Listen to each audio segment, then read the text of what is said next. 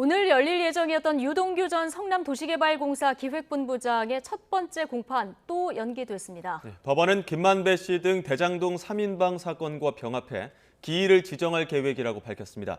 최근 논란이 일고 있는 사건까지 함께 김광삼 변호사와 짚어보겠습니다.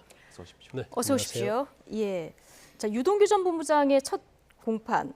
지난번에 검찰이 좀 준비가 부족해서 연기해달라 해서 한 차례 연기가 됐는데 오늘 또 연기가 됐습니다. 이거 코로나 때문이라면서요? 네, 맞습니다. 예. 원래 이제 지난 11일 날 첫 재판 열리려고 했거든요. 근데 검찰에서 추가 기소할 게 있다. 그래서 재판 기일을 연기해달라고 그래서 사실 오늘 연기가 됐거든요. 예. 그런데 일단 뭐 서울구치소 내에 코로나 환자 발생해서 이제 변호인 접견도 금지가 되고요. 그다음에 구치소 내에 교도소에 있는 피고인들이 출정을 지금 제한을 하고 있죠. 그래서 예. 아마 서울구치소 관련된 재판은 다 연기가 되는 걸로 알고 있습니다. 그래서 불가피하게 좀 연기가 된 상황이고 김만배, 남욱, 정영학 이 세 사람도 지난 월요일에 기소가 되지 않았습니까? 네.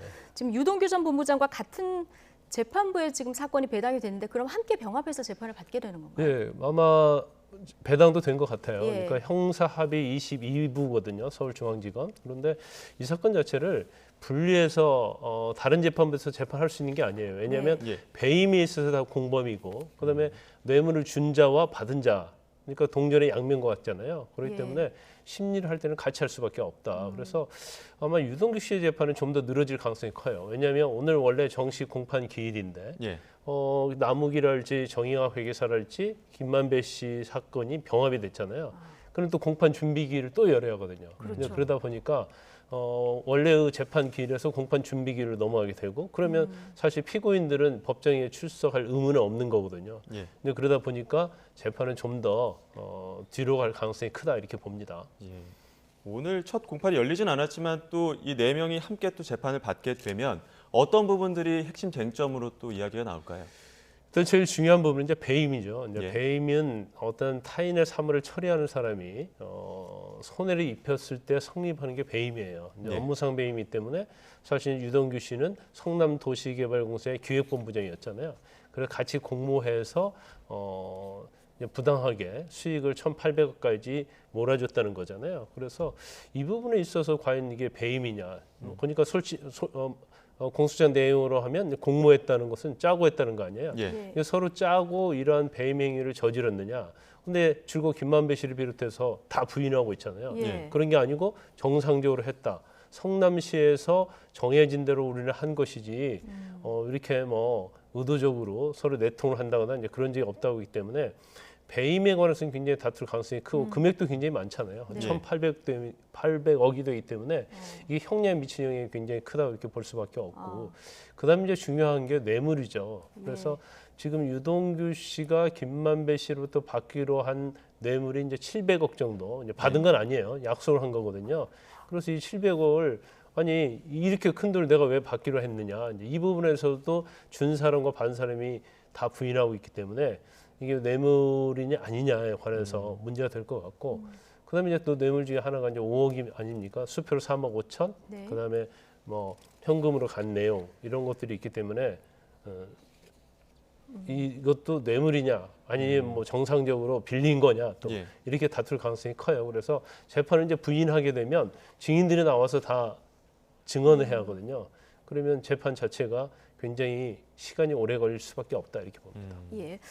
자, 말씀하신 대로 지금 김만배, 남욱 변호사, 정영학 회계사 이 세 사람 기소하면서 보면은 그 배임 혐의의 액수가 확 늘지 않았습니까? 1,800억 원대까지 좀 구체적으로 늘었고 공소장에 어떤 내용이 담길까 관심이었는데 보면 전체적으로 내용을 좀 봤을 때 검찰은 성남도시개발공사 설립 때부터 해서 민관합동으로 개발하는 데까지 모든 과정에 남욱 변호사라든가 정영학 회계사 청탁에서 좀 출발했다 이렇게 보는 것 같습니다. 네, 그렇죠. 그러니까 전체적으로 원래부터 서로 공모를 해서 이걸 차근차근 이어갔고 제일 중요한 것은 화천대유 민간개발업자 선정에 관한 거 아니겠어요? 네. 그 선정 과정부터 시작해야죠. 이 모든 것을 공모를 했다고 이렇게 보고 있는 거예요. 그래서 원래 김만배, 남욱, 정영학에 대해서 이제 영장을 청구할 때는 651억 정도를 네. 배임의 액수로 그때 특정을 했거든요. 구속영장 청구할 때. 구속영장 청구할 때. 근데 그 당시에는 아마 그 택지 개발과 관련된 이익이 있고 시행과 관련된 이익이 있거든요. 그래서 택지 개발과 관련된 이익만 확정을 했던 걸로 보입니다. 그래서 구속이 된 다음에 이제 시행 이익과 관련된 부분을 수사를 해서 결국은 한 1,176억을 더 플러스한 거죠. 그런데 시행 이익은 지금 5개 블록의 중에서 4개 블록 부분에 대해서 시행 이익, 그러니까 손해를 가했다고 공소장에 적시를 한 거고 아직 1개 블록이 10월 달에 다 시행이 끝났어요. 그래서 그게 정산 문제가 있기 때문에 예. 그 1개 블록에 대해서도 이제 이익금이 어느 정도 나오면 지금 공소장 부분보다도 배임의 액수는 좀 더 확대될 가능성이 있죠. 예. 예, 또 이 부분 배임 공모 의혹에서 또 한 명 있죠. 정민용 변호사. 그러니까 네네. 성남도시개발공사 전략사업실장으로 일했었는데 윗선과의 다리 역할로 지목받고 있습니다. 이 부분은 어떻게 수사가 이루어질까요? 그러니까 이제 민관이 있는데 예. 민 쪽은 이제 화천대유, 김만배, 남욱, 정영학이고요. 예, 관은 이제 유동규 전 본부장이거든요. 예, 근데 남욱 변호사가 자기 후배인 정민용 변호사를 성남도시개발공사의 직원으로 채용할 수 있도록 알선을 합니다. 그러면서 그 안에서 서로 협약을 맺을 때 공모지침서랄지 뭐 주주협약서 이런 것들은 성남도시개발공사에서 실무팀이 담당하는데 실무팀 중에서도 유동규 씨가 전략사업부를 만들었어요. 예. 그래서 거기에 정민용 씨를 심었고 정민용 씨가 주도적으로 이제 실무적인 걸 다 한 거죠. 예. 근데 그러다 보니까 어떻게 보면 민과 관의 소통 중간다리 역할을 했다 이렇게 볼 수밖에 없고 네. 그다음에 중요한 것 중에 하나는 지금 유원홀딩스라는 회사를 만들었거든요. 예. 그래서 그 회사를 통해서 이제 700억 돈을 받는 걸로 약속한 게 아닌가 이제 그런 의심을 받고 있는데 실제로 남욱 변호사로부터 이제 35억 원이 유원홀딩스에 들어갔어요. 근데 이 유원홀딩스의 주인은 바로 유동규 씨라고 정민윤 씨가 언론이랄지 검찰에서 이 얘기를 했기 때문에 아마 영장이 기각된 사유 중에 하나가 실제로 이 35억의 뇌물의 주체는 유동규 씨지 정민용 씨가 아니다. 이제 그런 생각을 재판부에서 했을 가능성이 크다고 봅니다. 네. 하지만 검찰에서는 워낙 이 정민용 변호사의 역할이 컸기 때문에 다시 지금 수사를 해서 영장을 재청구하겠다 그런 생각으로 있는 것 같아요. 예. 자, 그런데 1,800억대 배임 혐의를 받는 좀 사건 아니겠습니까? 네네. 그런데 이런 민관 공모가 더 윗선에 개입 없이 과연 가능할까? 이런 의혹의 시선이 아직도 남아있는 상황인데 지금 검찰 수사 상황으로 보면은 이 핵심 4인방이 몸통이 되는 겁니까? 그렇죠. 이제 검찰은 일단 기소를 한 다음에 뭐 거의 중간 수사를 마무리했다. 그러면 중간 성적표라고 볼 수 있는 거거든요. 그런데 그 다음에 뭐 윗선의 수사를 할지 아니면 정관계 로비에 대해서 수사를 하겠다고 이 얘기를 하고 있지만 제가 볼 때는 어느 정도 수사는 마무리된 방향으로 가고 있지 않나 싶습니다. 아, 이 정도 선에서 지금 마무리돼 가고 있다. 그러니까 지금 특검 얘기가 나오고 있는 거예요. 예. 특히 이재명 후보가 관련이 돼 있든 안 돼 있든 간에 예. 성남시가 주체적으로 한 거고 성남시가 설립한 성남도시개발공사에서 이 성남의뜰이라는 컨소시엄을 만들어서 민간 합동 개발을 한 거잖아요. 네. 그러면 그 당시에 가장 윗선인 이재명 후보에 대해서는 왜 조사를 하지 않느냐. 이 예. 부분에 대해서 야당이 굉장히 공격을 하고 있고 어떤 형식이든지 이재명 후보에 대해서는 수사를 하는 게 맞지 않나 그런 생각이 들어요. 그렇지만 이제 검찰의 입장에서는 굉장히 좀 부담스러울 수 있죠. 왜냐하면 네. 대선을 앞두고 있는 입장에서 만약에 이재명 후보를 불러서 조사하게 되면 마치 검찰이 대선을 좌우하는 것처럼 그런 생각이 들 수도 있고. 근데 이재명 후보까지 아니더라도 그 저희가 황무성 전 성남도시개발공사 사장이 그 제공한 녹취를 듣지 않았습니까? 네네네. 여기 보면은 이제 정진상 부실장 이름도 네네네. 등장하고 네네, 하다 보니까 그렇죠. 이 부분까지 수사는 안 올라갈까요? 아니 이제 원칙적으로 따지면 네. 이제 관여한 사람들에서는 다 조사하는 게 맞죠.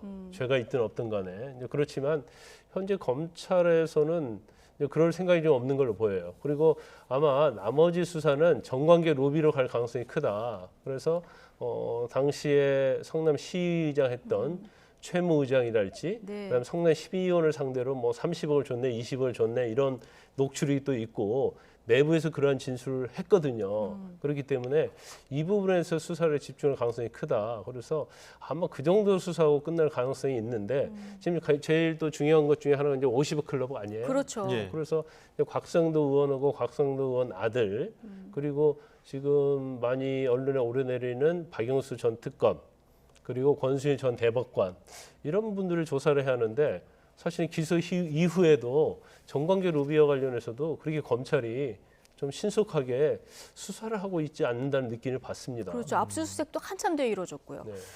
알겠습니다. 앞으로 수사 상황 어떻게 돌아가는지 좀 지켜봐야 될 것 같고요. 예, 또 최근 논란되고 있는 다른 사건도 한번 짚어보도록 하겠습니다. 층간소음 흉기 난동 사건. 이 부분에서 좀 오늘 사건 가해자가 검찰에 송치되기도 했는데 가장 큰 문제가 현장에서 매뉴얼이 제대로 작동하지 않았다. 뭐 이런 지적들이 나오고 있거든요. 이 부분 어떻게 보십니까? 일단 2019년도에 이제 경찰의 매뉴얼이 있어요. 예. 현장 대응 매뉴얼이 있는데 거기 보면 이제 치명적 공격인 경우 그리고 폭력적 공격인 경우에는 장비, 장구를 이용해서 권총이랄지 아니면 전자충격기, 뭐 테이저건, 예. 경찰봉, 그다음에 뭐 분사기 이런 걸 사용할 수 있도록 되어 있거든요. 그래서 이번에 층간소음과 관련된 사건에서 보면 흉기를 들고 굉장히 유해를 가한 사건이잖아요. 예. 그럼 적어도 매뉴얼에 의하면 치명적 공격이라 볼 수 있고 폭력적 공격이라 볼 수가 있어요. 예. 그러면 그 당시에 그 충분히 제압을 할 수 있는 그런 상황이고 만약 내버려 두면 피해자가 피해를 입을 수밖에 없는 상황이잖아요. 예. 그러면 사실은 그 당시에 남경은 권총을 가지고 있었다 하고요. 예. 여경은 테이저건을 가지고 있었다고 그래요. 네. 그러면 이걸 가지고 충분히 제압할 수가 있단 말이에요.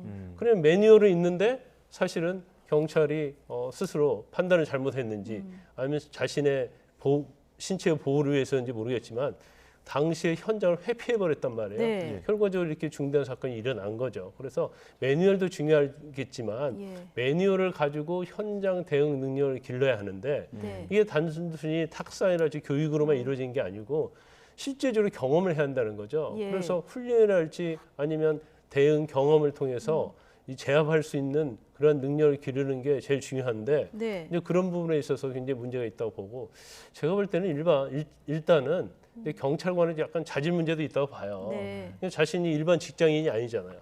그러면 경찰이라는 어떤 사명, 소명, 시민에 대한 생명과 신체에 대한 안전 이걸 지킨다는 그런 사명감이 있어야 하고 그다음에 매뉴얼에 따라서 교육을 받았다고 한다면 가지고 있는 장비나 장구를 당연히 사용해서 제압을 하는 게 맞잖아요. 그런데 예. 결국 그런 기회를 놓치고 스스로 그 자리를 회피함으로 말미암아서 엄청난 피해가 발생한 거죠. 그러니까요. 이게 뭐 젠더 이슈로까지 지금 불거진 이런 상황인데 이게 지금 남경이나 여경이나 이 문제가 아니라 이제 경찰의 문제, 앞서 이제 개인 자질의 문제를 얘기를 해주셨는데 그렇다면 시스템을 조금 전반적으로 손봐야 되는데 앞서 이제 훈련이나 이런 걸 좀 보강해야 된다 말씀하셨고요. 또 어떤 네네. 것들을 좀 짚어봐야 될까요? 제일 중요한 것은 지금 뭐 여러 가지 사건들이 많이 일어나고 있잖아요. 특히 이제 층간소음이랄지 아니면 스토킹과 관련돼 가지고 예. 굉장히 우리가 막을 수 있었음에도 불구하고 경찰의 대응이 제대로 이루어지지 않아서 처참한 결과를 낳았는데 네. 저는 제가 개인적으로 볼 때 한마디로 얘기하라고 한다면 현장 대응 능력이라고 봐요. 그러니까 경찰이 가장 중요한 부분이 하나가 물론 어떤 범죄가 일어났어요. 예. 그래서 수사를 하는 것도 중요하지만 현장에 바로 출동해서 피해를 막는 거, 예. 초동 수사 그게 굉장히 중요한 거 아닙니까? 예. 그래서 현장 대응 능력을 어떻게 기를 것인지 그 부분에 경찰의 어떤 교육이랄지 훈련은 초점을 맞춰줘야 한다 이렇게 봅니다. 네. 예, 이 경찰 부실 대응 논란 중에 현장 대응도 중요하지만 출동 대응에서 또 문제가 생겼던 게 스마트워치로 신고를 했는데 엉뚱한 곳을 출동하면 문제가 됐단 말이죠. 이 스토킹 남성에 의해서 여성이 사망하는 일이 있었는데 신상을 공개할지 오늘 또 결정이 나온다고 하는데 이 부분은 어떻게 보십니까? 제가 볼 때는 뭐 신상을 공개하는 게 맞다고 봅니다. 일단 중대한 피해가 발생했고 이제 예. 특정 강력 범죄 처벌에 관한 법률에 규정을 하고 있는데 일단 굉장히 중대한 범죄잖아요. 중대한 피해가 발생했고요. 또 범인이라는 것이 거의 명백해요. 증거가 충분하잖아요. 그리고 이제 국민의 알 권리 보장이랄지 이런 측면에서 보면 저는 제가 볼 때 뭐 신상 공개하는 게 맞고 또 신상 공개하는 것 자체가 사실은 범죄 예방에 일반적인 효과가 또 있다고 볼 수 있거든요. 그래서 뭐 경찰에서 심의위원회 개최를 하겠지만 네. 아마 뭐 국민의 알 권리 차원에서도 그렇고요. 여러 가지 법률 요건상 사실은 신상을 공개하는 게 맞다 이렇게 봅니다. 예.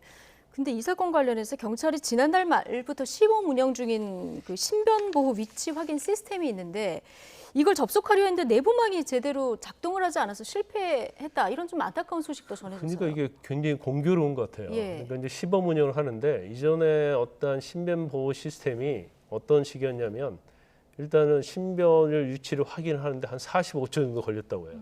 근데 45초는 엄청난 시간이거든요. 네. 그래서 이걸 한 뭐 2초, 10초 내에 줄일 수 있도록 만드는 방법, 예. 그러한 시스템.